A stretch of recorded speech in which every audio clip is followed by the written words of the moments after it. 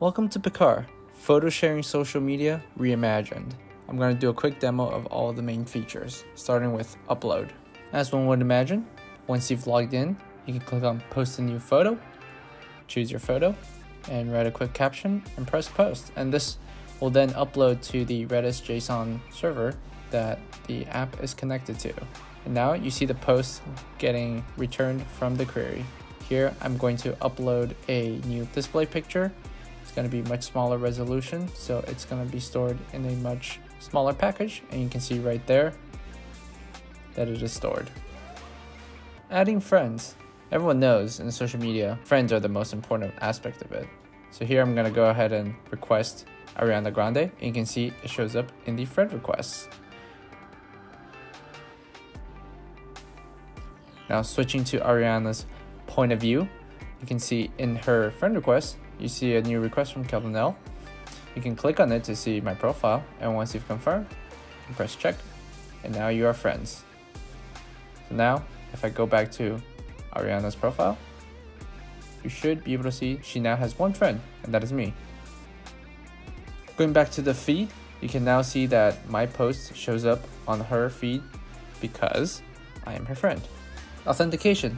Now Picar uses Google OAuth authentication through Passport.js and stores the session as a cookie in Express. You can see here that I am now authenticated as Ariana again, and I can see the new post that I had posted, Kelvin has posted. And that concludes our quick demo for the app.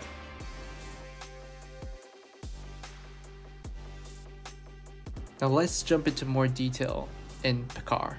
So Picar is a photo sharing social media with friends reimagined. And here we're going to dig into some of the code. Now how does it work? There are four main entities and schemas that exist for this app. The user profile, the post, and the request. The user is the main user entity. It has all the relevant information that you need of the user when authenticating. Second, the user profile. Now the user profile is a useful additional entity that can track additional information, such as the display picture of a user. This is extremely helpful for getting the username and their profile picture really quickly just by the user ID. And we'll come back to this in a little bit. Next, the bread and butter, the post. Now, photo sharing website isn't anything without the actual photos and posts.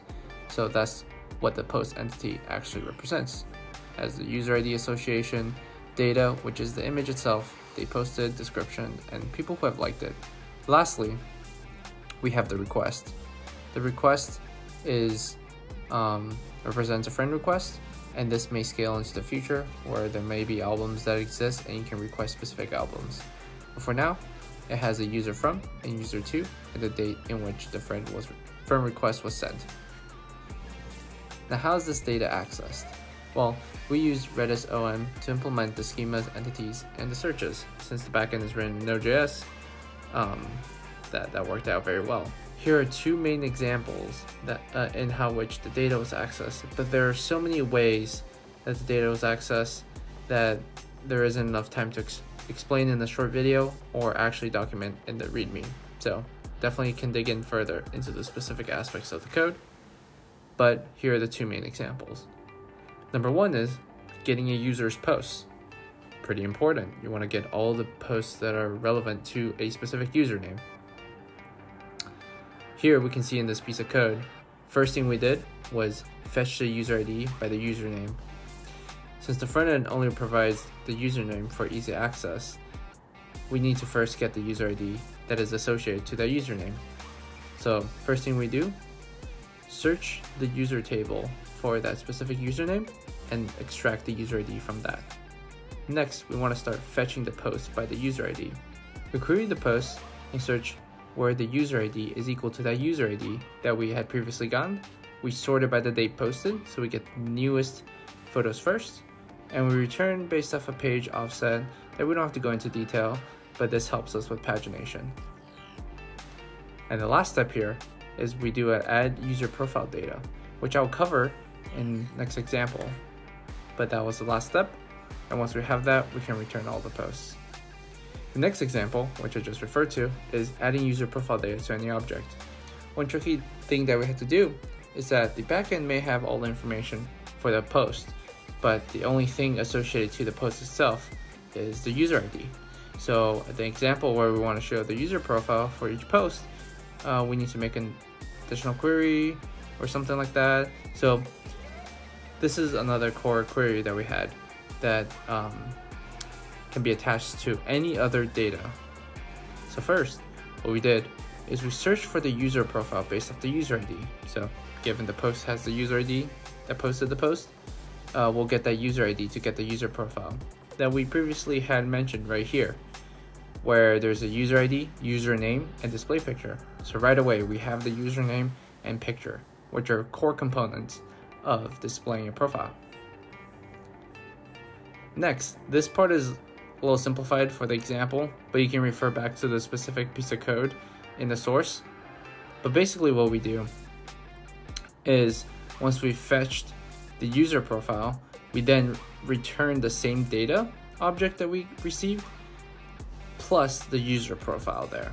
So an example that we can do right here is that for a post, what it does is it still has all this information: user ID, date posted, user ID, data, which is the image, date posted, the date it was posted, description, description, likers, array of likers, and now it will have an additional user profile, which has the information for that user ID.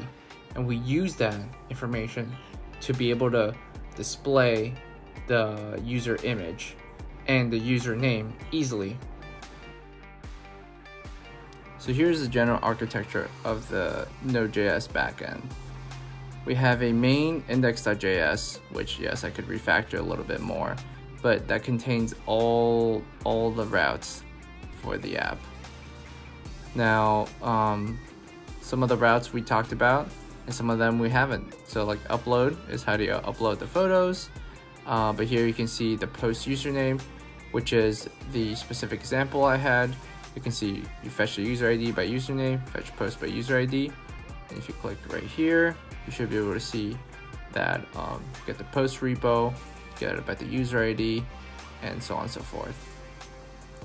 So the index.js has the routes for all the routes that are possible for the API. So you can see here, we can send friend requests, receive friend requests, and so on and so forth. And next, arguably the most important aspect are the schemas that we talked about earlier.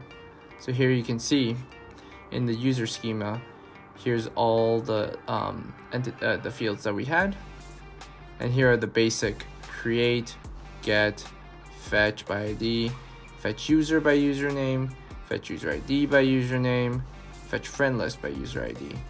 And this is the same across all the entities. You're gonna see here, we got the setup, we got the create, we got the get repo, fetch post by ID, fetch post by user ID. This will give us all the posts by a specific user.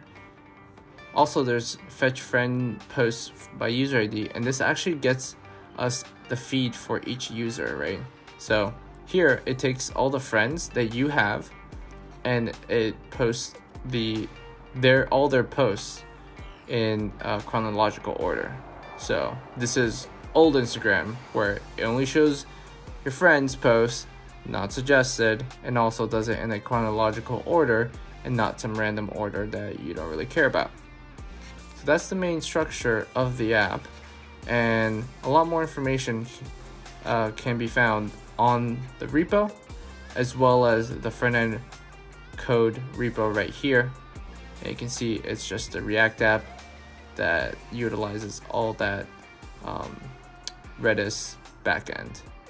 So, thanks for watching the video. I hope you have an amazing day, and try out Picar. I'll probably get deployed at some point. Thank you.